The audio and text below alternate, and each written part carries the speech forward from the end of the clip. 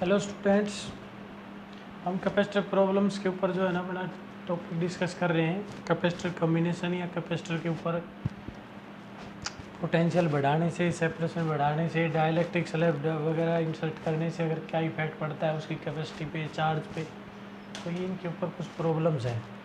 Starting में problem लेते हैं हम कि ये parallel plate capacitor is charge by ये बैटरी। मतलब एक पैरेलल प्लेट कैपेसिटर, उसको हमने एक बैटरी से चार्ज कर दिया। After some time the battery is disconnected at the dielectric slab with the thickness equal to the plate separation is inserted between the plates. How will, मतलब पहले battery से उसको चार्ज किया, फिर उसके बाद जो है बैटरी को डिस्कनेक्ट करने के बाद हमने उसके अंदर जो है एक डाइलेक्ट्रिक स्लैब डाल दी जिसकी थिकनेस है वो कैपेसिटर की प्लेट्स के बराबर है। तो हमने ये बताना है कि कैपेसिटी पे क्या फ़र्क पड़ेगा, पोटेंशियल डिफरेंस पे क्या फ़र्क पड़ना है, और उसकी एनर्जी के ऊपर क्या फ़र्क, मतलब how will the capacitance of capacitor, potential difference between plates and the energy stored in the capacitor changes. Situation क्या है कि ये कैपेसिटर था। इनिशियली हमने मान लिया कि ये कैपेसिटर है जिसकी प्लेट्स का जो है ना एरिया ए है, सेपरेशन इसके बीच में डी है, और हमने इसको किसी सोर्स से कनेक्ट कर दिया और इसके ऊपर चार्ज दे दिया हमने Q, plus Q minus Q, यानी कि चार्ज ऑफ कैपेसिटर हमने मान लिया क्यू, चार्ज ऑफ कैपेसिटर हमने मान लिया क्यू मान लिया। जैसे ही पहले बैटरी इससे कनेक्ट थी ऐसे, फिर हमने इस बैटरी को कर दिया डिस्कनेक्ट। आफ्टर डिस्कनेक्शन, कनेक्ट करने के बाद, लेकिन जब हमने इसको चार्ज नहीं किया था तो इसकी कैपेसिटी कितनी थी, बिफोर बैटरी डिस्कनेक्शन। बैटरी का डिस्कनेक्ट करने से पहले हमारे पास जो है कैपेसिटी कितनी थी, कैपेसिटी थी C is equal to A epsilon naught by D. पहला इफेक्ट यही करेंगे हम। तो एरिया एप्सिलॉन डी ये तो सेम रहेगा ना, तो हमने सेपरेशन चेंज किया है ना चार्ज चेंज किया है, चार्ज भी उतना ही रहेगा क्योंकि बैटरी डिस्कनेक्ट कर दी तो कैपेसिटर चार्ज हो गया। तो इसका मतलब ये हुआ कि कैपेसिटी के अंदर, कैपेसिटर में ना एरिया चेंज हुआ, ना डी चेंज हुआ, ना एप्सिलॉन नॉट चेंज हुआ। बाद में क्या चेंज हुआ है, medium. After inserting the dielectric slab, पहले सबसे पहले तो ये टॉपिक हो क्योंकि चार्ज सेम है, charge same, charge remain same, remain conserve, conserve रहेगा क्योंकि बैटरी डिस्कनेक्ट कर दी है तो चार्ज तो उतना ही रहना है। देयरफॉर न्यू कैपेसिटेंस, नई कैपेसिटेंस क्या हो जाएगी, न्यू कैपेसिटेंस जो है वो डाइलेक्ट्रिक स्लैब इंसर्ट करने के बाद, new capacitance after inserting slab, slab insert करने के बाद जो है हमारे पास इसकी कैपेसिटेंस हो जाएगी सी डैश मान लेंगे, और वो के टाइम बढ़ जाएगी क्योंकि डाइलेक्ट्रिक कांस्टेंट के है तो ए और डी तो सेम रहेगा, और एप्सिलॉन नोट की जगह के एप्सिलॉन नोट हो जाएगा, यानी कि ये हो जाएगा हमारे पास के A epsilon note by D, यानी कि के टाइम, जो पहले वाली कैपेसिटी थी के सी टाइम हो जाएगी, के का सी टाइम हो जाएगी। तो यहाँ पर उसकी कैपेसिटेंस जो है C dash is equal to K C होगी, ये तो है के टाइम इंक्रीज होगी, के टाइम इंक्रीज। उसके बाद दूसरा हमने देखना है कि उसके पोटेंशियल डिफरेंस पर क्या फ़र्क पड़ेगा। अब क्योंकि चार्ज कंजर्व रहता है तो पोटेंशियल डिफरेंस का इफेक्ट ऐसे निकलेगा, as Q dash is equal to Q, यानी कि बिफोर चार्जिंग और after disconnection. Before battery disconnect, before जैसे हमने उसको चार्ज किया था बिफोर डिस्कनेक्शन और आफ्टर डिस्कनेक्शन चार्ज जो है वो सेम है। कैपेसिटी हमने ये निकाल ली, सी डैश और सी की का रिलेशन ये हो गया। तो पोटेंशियल डिफरेंस, अगर if V dash is equal to potential difference before disconnection, before disconnection से पहले अगर हमारे पास चार्ज पोटेंशियल V है और V dash is equal to potential difference after disconnection, ये जो चार्ज है हमारे पास पोटेंशियल डिफरेंस V डैश है तो दोनों का चार्ज बराबर होना चाहिए। तो इसका मतलब क्या डैश की जगह हम लिख सकते हैं C डैश V डैश और इसकी जगह लिख सकते हैं CV।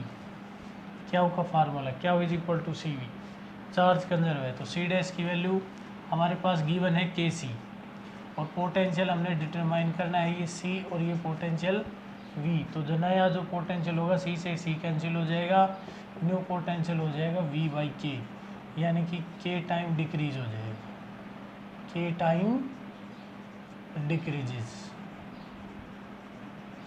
पोटेंशियल जो है वो K टाइम डिक्रीज हो जाएगा क्योंकि कैपेसिटी जो है वो चेंज हो गई थी, चार्ज चेंज नहीं होता कैपेसिटी चेंज होगी, इसलिए पोटेंशियल इसका K टाइम डिक्रीज हो जाएगा। अगर पूछते हैं electric field intensity between the plates कितने टाइम हो जाएगी, तो अगर पोटेंशियल चेंज होता है तो इलेक्ट्रिक फील्ड इंटेंसिटी भी चेंज हो जाती है, E is equal to V/D होता है। तो नया इलेक्ट्रिक फील्ड हो जाएगा V डैश बाई D, क्योंकि सेपरेशन सेम है, पोटेंशियल चेंज हुआ है तो नया इलेक्ट्रिक फील्ड जो है वो हो जाएगा हमारे पास K टाइम हो जाएगा, ये भी K टाइम डिक्रीज हो जाएगा, V dash is equal to V/K dash. अब दूसरा है energy stored in the capacitor. Energy के ऊपर क्या फ़र्क पड़ेगा, before disconnection, energy before disconnection, energy before disconnection, connect होने से पहले उसकी एनर्जी कितनी थी, E is equal to 1/2 CV square, यहाँ से निकाल लो, चाहे 1/2 क्या भी निकाल लो, क्योंकि चार्ज कंजर्व रहना है, पोटेंशियल चेंज हुआ है। After disconnection energy, after disconnection, disconnection के बाद इसकी एनर्जी कितनी होगी, तो एनर्जी हो जाएगी E डैश, और वो अगर हम इस फार्मूले से निकालते हैं तो 1/2 C डैश V डैश का स्क्वायर, और इस फार्मूले से निकालेंगे तो 1/2 क्या डैश V डैश। अगर C dash V dash square करते हैं तभी दोनों से हम ऐसे निकालेंगे एनर्जी, E डैश की वैल्यू ये हो जाएगी 1/2, C डैश की जगह हमने लिखना है KC और V डैश की जगह लिखना है हमने V/K और सारे का स्क्वायर, तो एनर्जी हो जाएगी 1/2 KC V square upon K square, तो एक पावर K की यहाँ से कैंसिल हो जाएगी, इसका मतलब ये हो जाएगा 1/2 CV स्क्वायर और बाई K, मतलब 1/K इंटू 1/2 CV स्क्वायर। तो जो नई एनर्जी है वो पुरानी एनर्जी का K टाइम हो जाएगी, मतलब पहले वाली एनर्जी का E डैश की वैल्यू जो है वो पुरानी एनर्जी जो है उसका K टाइम हो जाएगी, E डैश बाई K हो जाएगी। ये फ़र्क पड़ेगा एनर्जी के ऊपर।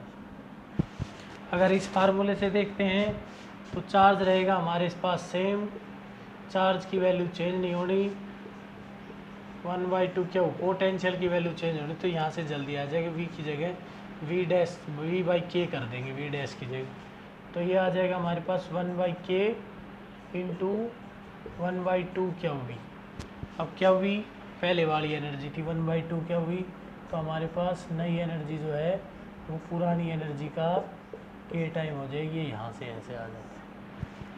ये कब था, जब हमने कैपेसिटर को पहले बैटरी से चार्ज किया, फिर बैटरी को हटाने के बाद उसके अंदर स्लैब डाली, तब ये प्रॉब्लम थी।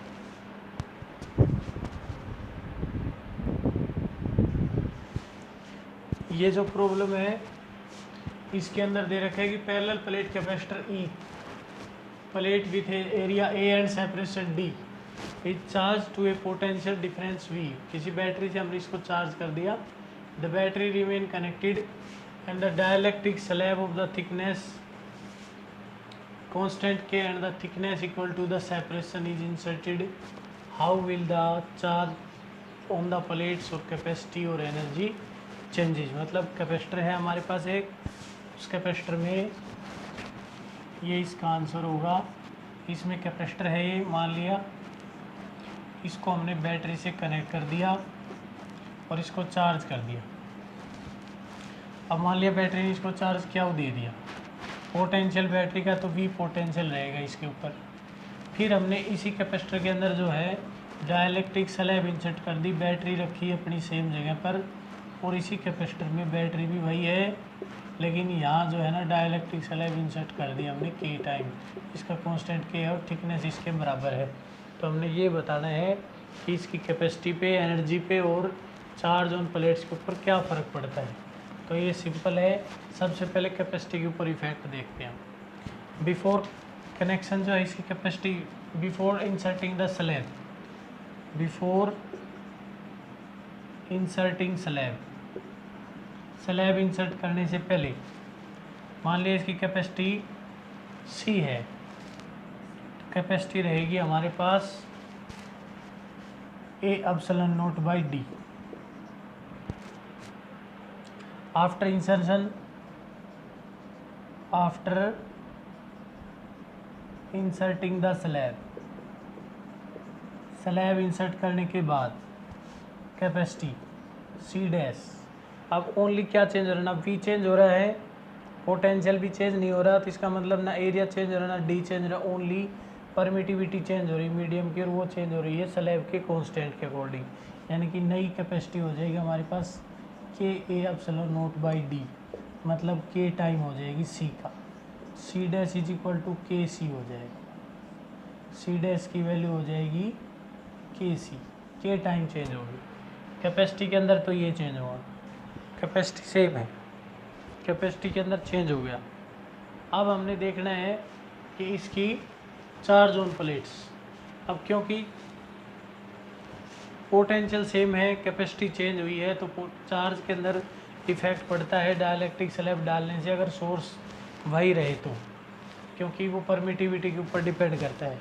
लेकिन यहाँ पे चार्ज के ऊपर क्या फ़र्क पड़ेगा ये निकालना है तो आसान है, क्योंकि चार्ज जो है पहले हमारी कैपेसिटी क्या थी, C थी, पोटेंशियल क्या था, V था, इसलिए पहले वाला चार्ज था Q, यानी कि Q = CV, और नया चार्ज हो जाएगा Q'।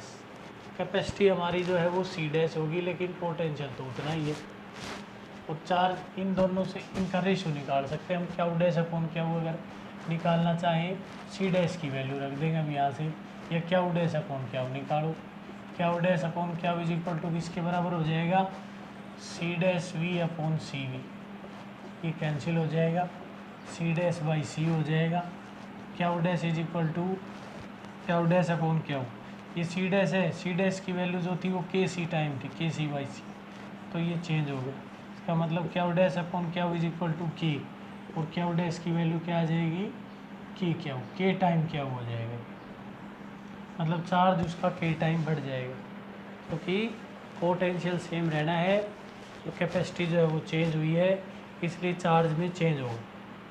और डायरेक्ट निकालना चाहें तो ये ऐसे भी हो सकता है कि पोटेंशियल सेम है, पहले वाला जो पोटेंशियल था उसको तो हम लिख सकते हैं Q/C से, दूसरे पोटेंशियल को लिख सकते हैं Q/C' से, Q'/C', दोनों को कंपेयर करेंगे तो भी हमारे पास यही रिजल्ट आएगा, Q'/C' = Q/C, रिजल्ट हमारे पास यही आना है, Q' = KQ, यानी कि K टाइम बढ़ जाएगा। तो इसमें K टाइम इंक्रीज होता है,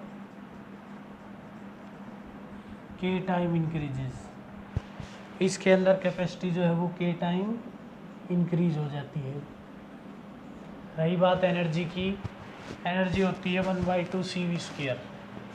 पहले वाली जो एनर्जी है वो है 1/2 CV², तो नई एनर्जी सिंपल है, E' 1/2, C की जगह C' करेंगे, पोटेंशियल उतना ही रहेगा, तो ये हो जाएगा 1/2 C की जगह KC/V²। तो इलेक्ट्रिक एनर्जी जो है इसकी K टाइम इंक्रीज हो जाएगी, K × 1/2 CV², मतलब नई एनर्जी पुरानी जो एनर्जी है, पहले वाली जो एनर्जी है उसका K टाइम हो जाएगी, KE हो जाएगी E'। इलेक्ट्रिक फील्ड इंटेंसिटी अगर निकालना चाहे, इलेक्ट्रिक फील्ड इंटेंसिटी या इससे रिलेटेड सरफेस चार्ज डेंसिटी वगैरह जो भी निकालना चाहें। तो इलेक्ट्रिक फील्ड इंटेंसिटी जो होती है वो E = V/d होती है। अब इस केस में ना तो पोटेंशियल चेंज हुआ ना सेपरेशन चेंज हुआ, तो इसलिए इसकी इलेक्ट्रिक फील्ड इंटेंसिटी पहले वाली इलेक्ट्रिक फील्ड इंटेंसिटी के ही बराबर रहेगी, यानी कि E' = E रहेगा।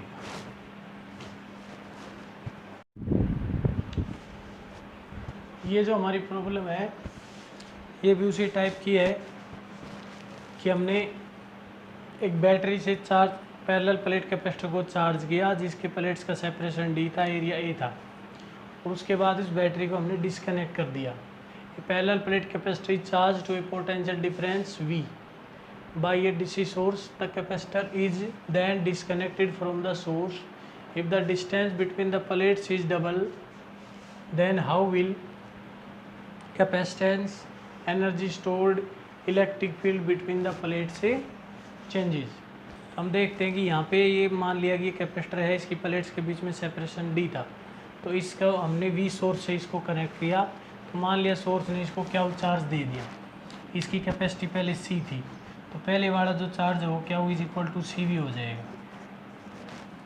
फिर उसके बाद जो है हमने इस सोर्स को डिस्कनेक्ट करके प्लेट्स का सेपरेशन भी इंक्रीज कर दिया, तो इसके अंदर कितना चेंज होगा, किसके अंदर, कैपेसिटेंस पे, एनर्जी स्टोर्ड पे और electric field between the plates, ये तीनों के ऊपर हमने चेंज निकालना है। सबसे पहले हम निकालते हैं कैपेसिटेंस पोटेंशियल के ऊपर चेंज, क्योंकि पोटेंशियल चेंज हो जाएगा सेपरेशन होने से। फिर उसके बाद कैपेसिटी देखते हैं। तो सीधी सी बात है, यहाँ पे पहले जो चार्ज था वो क्या = CV था, और नया जो चार्ज होगा वो हमारे पास हो जाएगा Q' = C'(V'). तो यहाँ पर दोनों को हम इक्वल करते हैं, तो C'(V') = CV। अब C'(V') = CV है। अब हमने सेपरेशन इसको चेंज कर दिया, तो इस इक्वेशन को हम 1 नोट कर लेते हैं। ये इक्वेशन 1 नोट हो जाएगी, और फिर हमने निकालना है चार्ज, नहीं कैपेसिटी।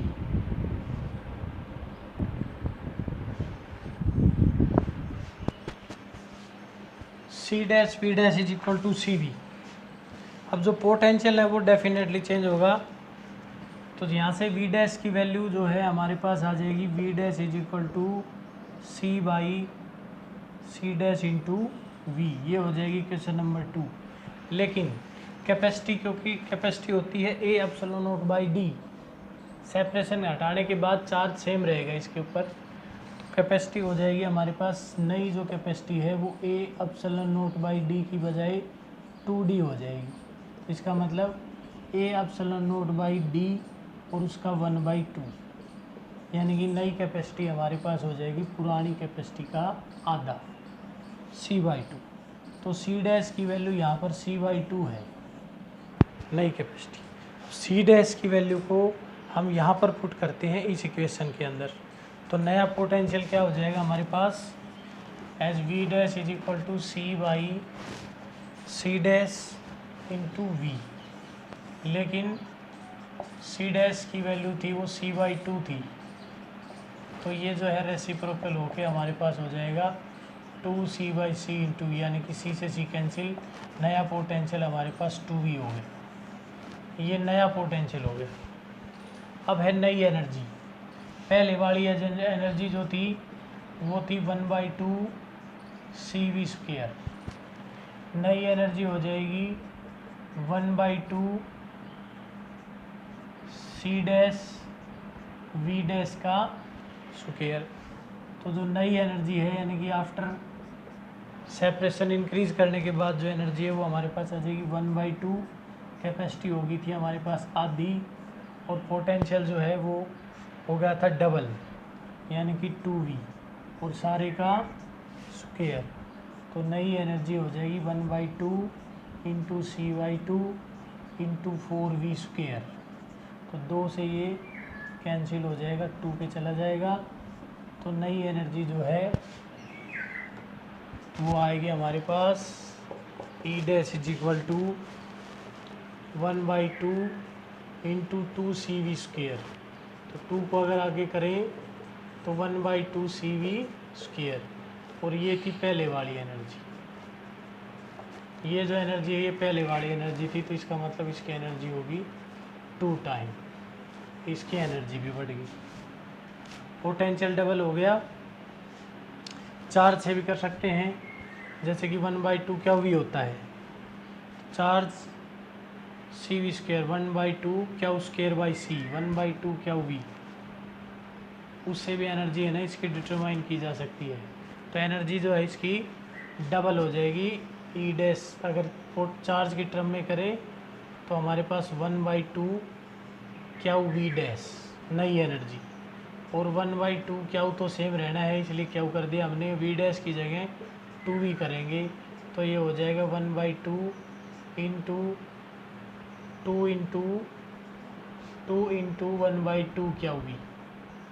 ये पहले वाली एनर्जी थी, तो यहाँ से भी इसकी एनर्जी जो है वो डबल होती है, E dash is equal to 2, तो एनर्जी डबल हो जाएगी।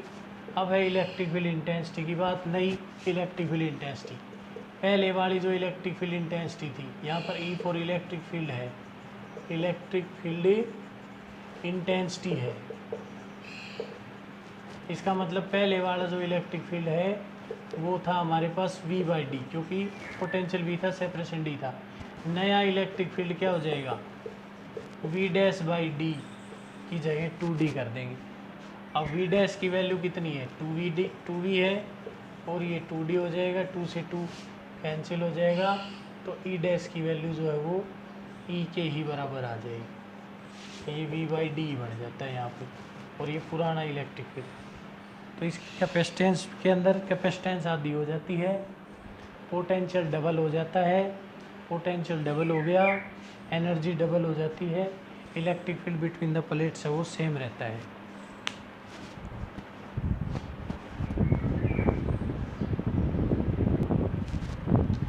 ये जो प्रॉब्लम है कैपेसिटर कम्बिनेशन की, दूसरी प्रॉब्लम इसके अंदर दे रखा है कि हमने इन दोनों कैपेसिटर्स का ना चार्ज डिटरमाइन करना है कि चार्ज कितना है इन दोनों प्लेट्स के ऊपर, दोनों कैपेसिटर के ऊपर। अब ये कनेक्शन ऐसे है, तो इसके अंदर मैंने बताया था कि कैपेसिटर कम्बिनेशन के अंदर जो है हमने चलना पड़ता है एक टर्मिनल से दूसरे टर्मिनल तक। अगर कैपेसिटर की प्लेट्स जो है वो सेम टर्मिनल पे कनेक्ट मिलती हैं तो पैरेलल कम्बिनेशन, और अल्टरनेटिवली आ जाता है हमारे पास, अल्टरनेट पॉजिटिव नेगेटिव आ जाता है तो सीरीज कम्बिनेशन। अब क्योंकि ये जो प्लेट है हमारे पास, ये कम्बिनेशन इस टाइप का है, अब हम इस बैटरी को लेते हैं यहाँ से,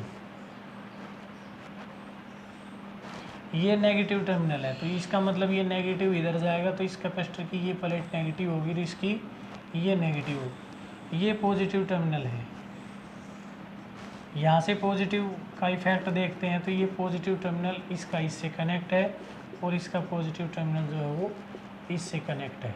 बस हमने यही देखना था।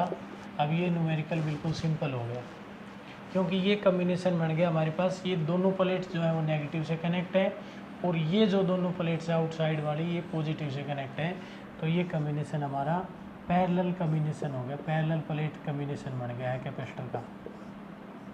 इसका जो है शॉर्ट फॉर्म जो है ना ये बनेगी भाई, पॉजिटिव नेगेटिव, दो प्लेट पॉजिटिव से कनेक्ट, दो नेगेटिव से कनेक्ट। अब एक की कैपेसिटी 4 माइक्रोफेराड है, दूसरे की 6 माइक्रोफेराड है, और बैटरी यहाँ पर दे रखी 6 वोल्ट की। हमने निकालना है चार्ज ऑन कैपेसिटर। अब ये सिंपल है, क्योंकि पैरेलल कम्बिनेशन में पोटेंशियल सेम रहता है, पोटेंशियल सेम है, तो पहले कैपेसिटर का जो चार्ज हो जाएगा Q1 = C1V हो जाएगा, और दूसरे कैपेसिटर का Q2 = C2V हो जाएगा। तो इसका मतलब Q1 = C1 की वैल्यू है हमारे पास 4 माइक्रोफेराड, तो 4 × 10⁻6, और पोटेंशियल है 6 वोल्ट का, तो Q1 की वैल्यू हो जाएगी 4 × 24, 6 × 24, 10⁻⁻6 कूलाम। Q1 की value 24 micro coulomb. Similarly Q2 की वैल्यू, C2 की वैल्यू जो है वो 6 है, 6 माइक्रोफेराड, और V की वैल्यू 6 है, तो Q2 की वैल्यू हो जाएगी हमारे पास 36 × 10⁻⁻6 that is Q2 is equal to 36 micro coulomb.